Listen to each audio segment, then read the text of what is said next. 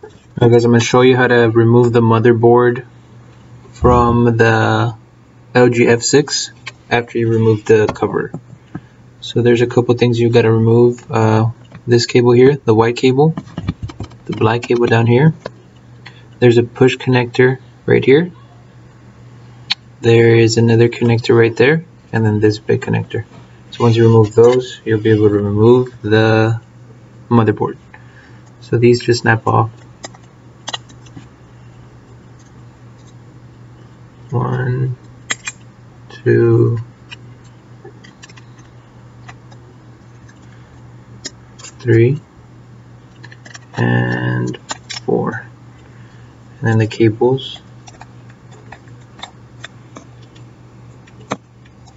1,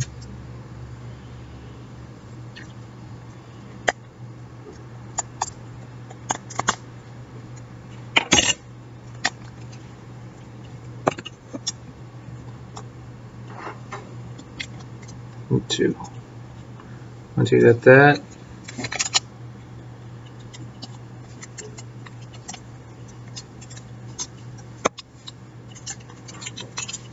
the whole thing comes out.